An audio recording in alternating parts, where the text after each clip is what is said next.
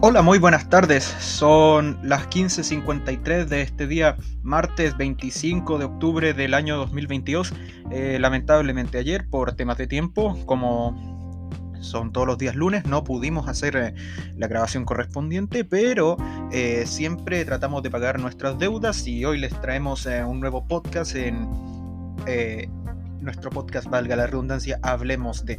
Vamos a comenzar primero siempre con lo que es el dólar en nuestro país. El dólar se cotiza a 963 pesos actualmente. Tenemos un rico clima en la ciudad de Santiago, está un poquito con nubes, pero hacen buenos 22 grados para salir a pasear, obviamente cuidándose la piel y todo lo que eso conlleva. Y vamos con las noticias. Primero, Rishi Sunak se convierte en el nuevo primer ministro tras la renuncia de Elizabeth Truss, tras 47 días en el control. Eh, a pocos días de las elecciones en Brasil, hay una diferencia de 7 puntos entre Lula da Silva y Jair Bolsonaro antes de la primera vuelta, lo que obviamente lo dejaría como ganador de las elecciones presidenciales. Y por último, la más esperada noticia a nivel nacional es que pronto se dará a conocer ante la política chilena el nuevo Partido Demócrata de los Walker, de Matías Walker y Jimena Rincón, ambos senadores que prontamente van a dejar la democracia cristiana tras años de, obviamente, militancia. Pero vamos primero con las noticias internacionales. Hablemos de Rishi Sunak y vamos a leer noticias de el EMOL, el Mercurio Online. No nos confundamos con otros medios de comunicación. Pero vamos primero con Rishi Sunak, este nuevo primer ministro que reemplazó a Elizabeth Truss tras 47 días al mando y que tuvo que abandonar después de perder la confianza del Parlamento inglés tras 47 días al cargo. Abandonó el poder tras una controversial reforma tributaria que planteaba bajar altos impuestos a los más ricos, pero también sin disminuir el gasto en Gran Bretaña, lo que hacía básicamente la política fiscal algo imposible de realizar. Todo esto llevó a críticas de su propio sector y perdió la confianza del Parlamento y del partido, por lo que tuvo que renunciar a solo pocos meses de haber anunciado su ingreso, reemplazando a Boris Johnson, quien también creíamos que iba a volver, porque las noticias decían que el favorito para reemplazar a Truss era obviamente Boris Johnson, este interesante personaje de la política inglesa que daba mucho de qué hablar. Pero vamos con este nuevo primer ministro. Rishi Sunak es un político británico, pero de origen hindú, que nació en 1980 en Southampton. Es una persona joven de 42 años, educado en los mejores lugares del Reino Unido, por ejemplo, la Escuela de Posgrado y Negocio de Stanford en el 2006, estudió en el Lincoln College y en el Western College. Actualmente está casado con Ashkata Murphy, quienes están casados desde el año 2009. Fue anteriormente ministro de Hacienda del gabinete ministerial de Johnson, pero se salió por diferencias con el ex ministro de pelo rubio chascón, como decíamos acá. Y tiene dos hijas, Krishna Sunak y Anushka Sunak. Y además recordemos que es parte del Partido Conservador, pero podríamos decirlo así, del ala más liberal, podríamos decirlo así, del reino del Partido Conservador. Hay dos características, a mi juicio, que definen a Rishi Sunak, este nuevo primer ministro. El primero es que es de origen hindú. Nunca un primer ministro inglés había sido de la India, básicamente eran todos de la isla de Gran Bretaña, por ejemplo de Gales, de Escocia, irlandeses también. pero nunca alguien que viniera de la India. Esto es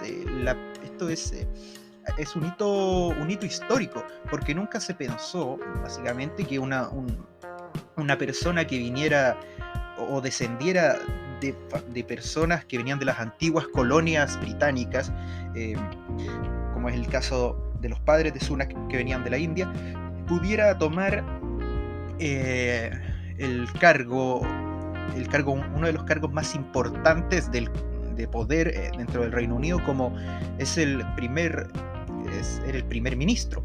Pero vamos aquí lo que dice el Mercurio Online.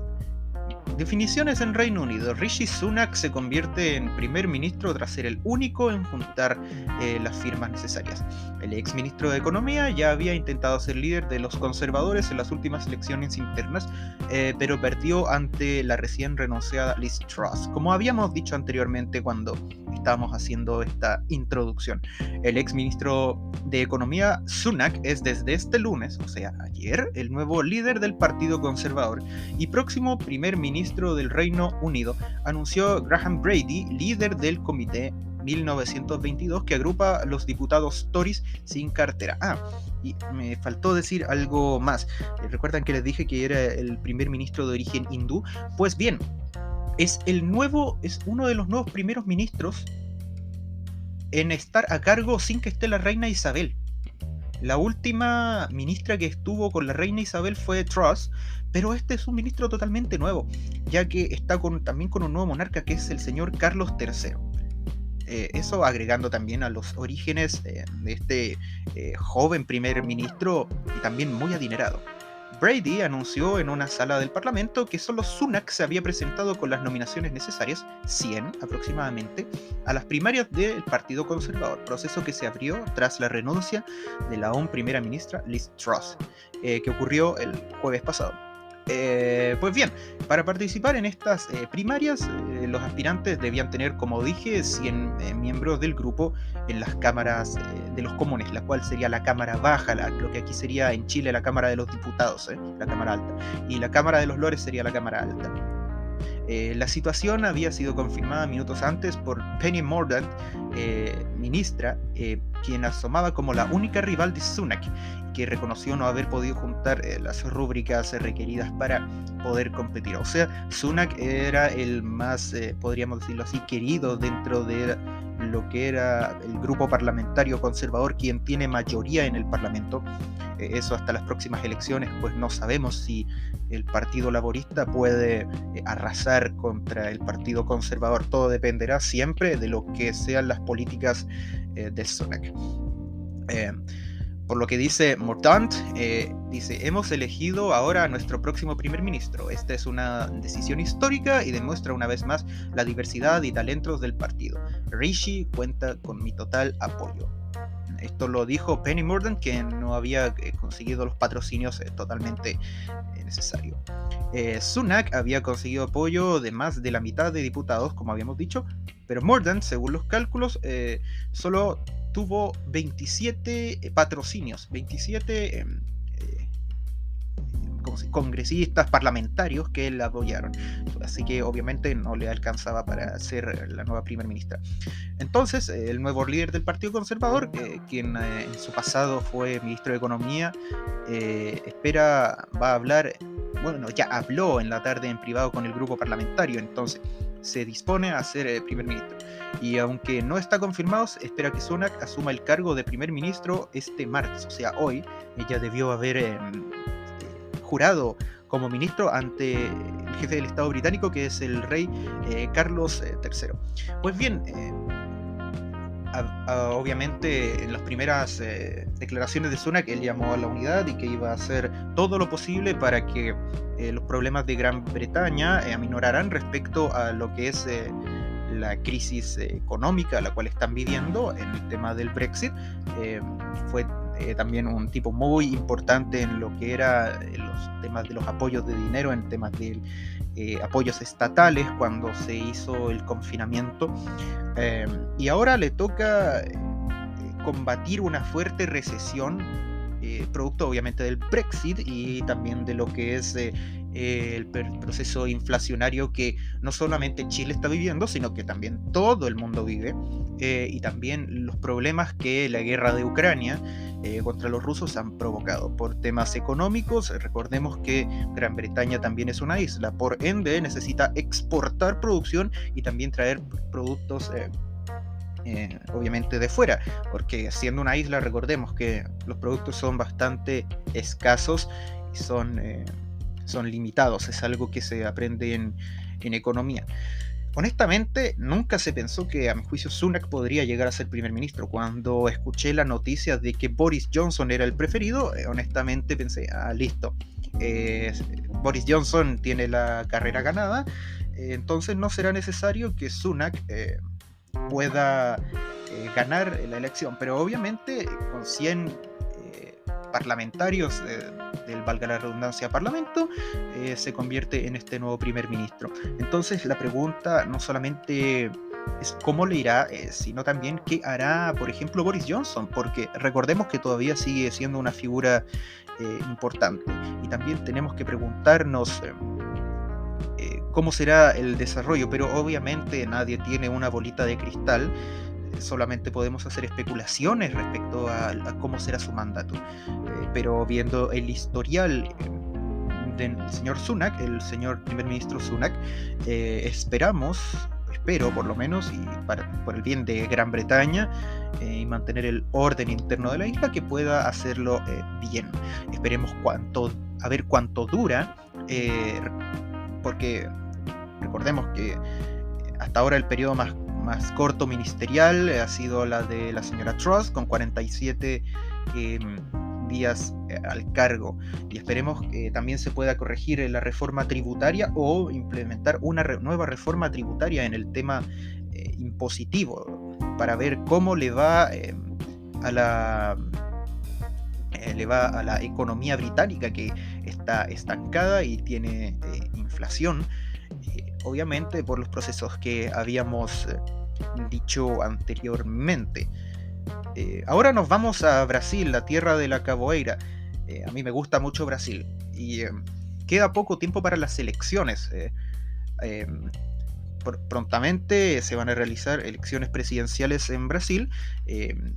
Ya pasaron las elecciones de gobernadores, de alcaldes, de diputados y de senadores, por lo cual Jair Bolsonaro tiene una ventaja dentro del legislativo, algo que va a ser muy complicado para Lula. Pero en los últimos sondeos se ha dado cuenta de que Lula da Silva, según el Instituto IPEC, en las encuestas que hace el Instituto IPEC, él tendría un 50% de las preferencias versus un 43% que tiene el presidente Bolsonaro, por lo cual estaríamos hablando de una meta muy difícil de alcanzar, si son 7 puntos a pocos días de la elección. Pero vamos a ver lo que dice la encuesta, que también es de MOL, y después nos vamos a lanzar con la tercera, obviamente con la noticia nacional que caracteriza a este podcast de los días lunes. El exmandatario Luis Inacio Lula da Silva, del Partido de los Trabajadores, fundador, tiene 50% de las intenciones de voto, y el presidente Bolsonaro 43%, según lo que explicó el sondeo divulgado el lunes, a pocos días de la segunda vuelta de las elecciones de Brasil. Me equivoqué en el principio, segunda vuelta. El sondeo del Instituto IPEC muestra una distancia de 7 puntos entre los dos candidatos. Tuvo el mismo resultado que la última encuesta realizada por la misma empresa hace una semana. Las principales encuestas de Brasil coinciden que Lula ganará las elecciones el próximo domingo, pero otras empresas demoscópicas apuntan a una diferencia estrecha entre 4 y 5 puntos porcentuales. La encuesta IPEC tiene 2 puntos porcentuales de margen de error, y se realizó entre el sábado y el lunes con entrevistas a 3.008 electores en 183 municipios de todo el país.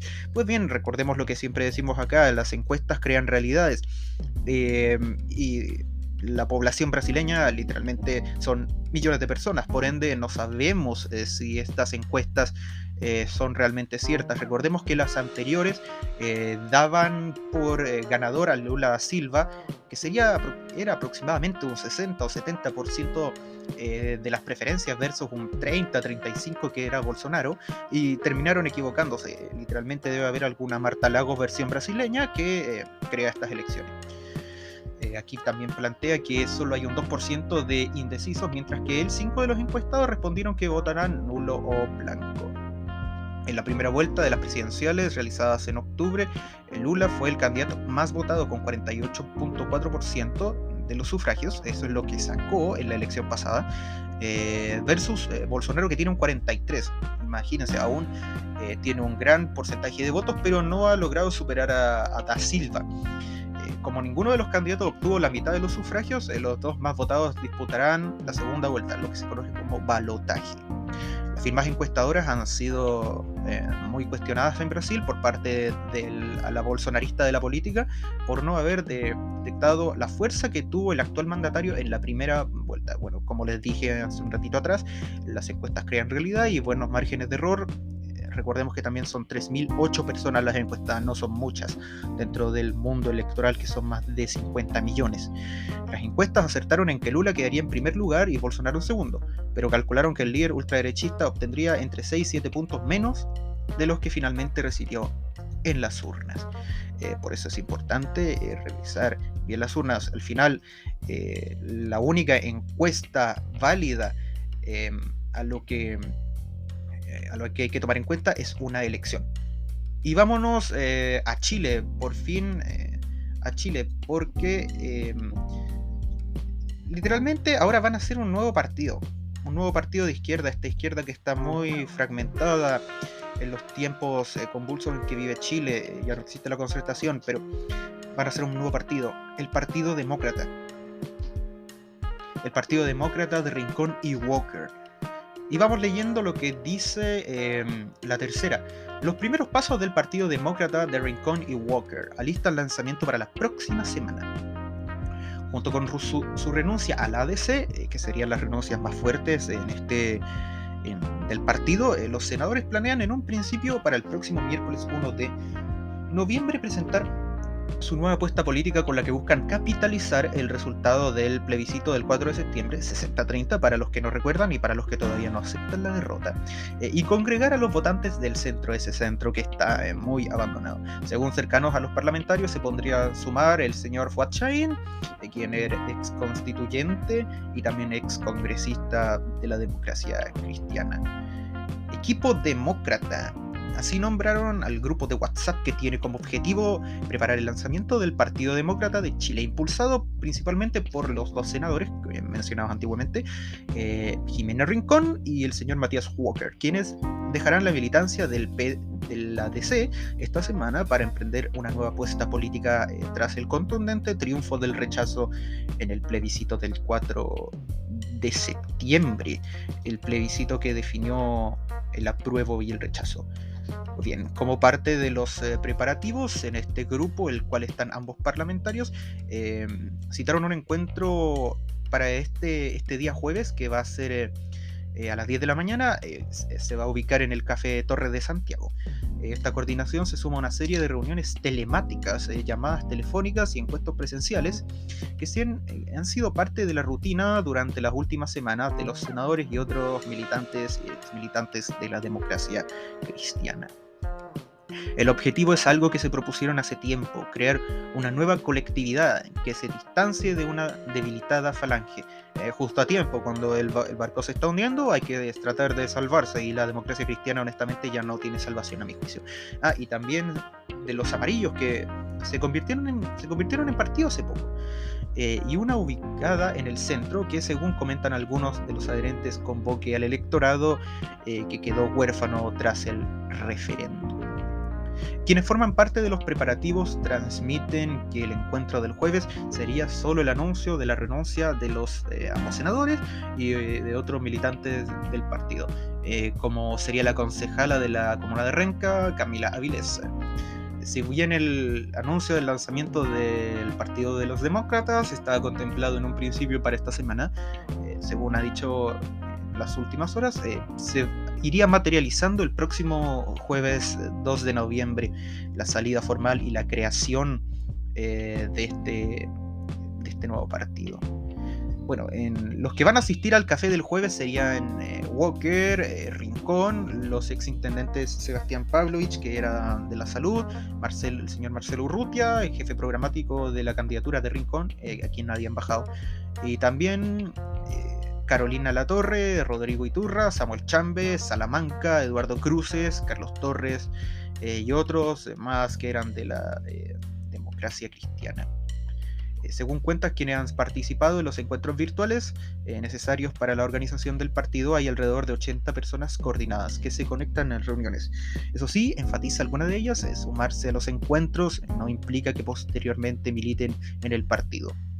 Además, Latorre, ex candidato al alcalde de la comuna de Las Condes y expresidente de la Juventudes DC, el señor Cash, y el cofundador de 50 más UNE, Jorge de la Carrera, según firman del colectivo, son quienes se han encargado de trabajar en la declaración de principios del Partido de los Demócratas. Este medio contactó a Rincón y Walker, sin embargo no quisieron referirse al tema. Ahora, lo que faltaría respecto a lo que es la fundación del Partido Demócrata es ver cuántas personas tienen ya la militancia para conformar valga la redundancia, partido. Recordemos que necesitan un máximo más allá de 10.000 personas, más allá de 3.000, 10.000 personas según lo que establece el servicio electoral como norma para crear un partido político, y van a dedicarse también a hacer campaña para aglutinar gente del centro que estarían totalmente abandonados. Pues bien, esta sería una nueva colectividad de izquierda, como habríamos dicho, de centro izquierda o de centro podríamos decirlo así, aunque si es de centro disputaría el poder junto con lo que es el Partido de la Gente, el PDG, quienes no se caracterizan, quienes dicen que su ideología no está en las izquierdas ni en las derechas, sino en el centro político. Tenemos que ver, obviamente, cuando se haga el lanzamiento oficial, después de las reuniones en el Café Torre, cómo va a ser el desplante del actual partido, bueno, el partido en formación, el Partido Demócrata. Y ya tenemos en el ala derecha el Partido Republicano, así que tal vez algo se parezca, no sé, en Estados Unidos, a mi juicio. O tal vez no, o tal vez sí, depende de cómo lo queráis ver. Tenemos que ver cómo va a ser la puesta en campaña para las próximas elecciones. Recuerden que en algunos años más viene en las carreras, las elecciones por las alcaldías, las concejalías, los gobernadores regionales, y para que se mantenga vivo, el partido va a tener que disputar lo que es las elecciones parlamentarias o las elecciones del Congreso. Recuerden que necesitan más de un 5% para mantenerse vivos. Partidos que obviamente como el Humanista y el PRO no lograron en las últimas elecciones, por ende ya desaparecieron. Y obviamente son votaciones que tal vez en las próximas elecciones el Partido Demócrata Cristiano y el Partido Radical Socialdemócrata no logren. Y tal vez, quién sabe, Evópoli, las próximas elecciones, tuvo una importante derrota electoral en el tema de los congresistas, y muchas de esas bancadas fueron tomadas por el Partido Republicano de José Antonio Kast. Pero también hay que ver cómo va a ser el asunto, porque como les dije hace un momento, son meras especulaciones, no tenemos una bolita de cristal para saber cómo va a ser la situación de aquí en adelante. Pero como este locutor es bien republicano y demócrata para sus asuntos, les deseo mucha suerte a los fundadores del partido y a quienes quieran militar en el partido. Es importante fortalecer y fomentar la democracia. Para aquellos que se sientan inseguros, siempre son libres de no estar en ningún partido, pero también expresar su opinión política. Y con 24 minutos y 30 segundos de transmisión, nos despedimos de este nuevo capítulo de Hablemos de...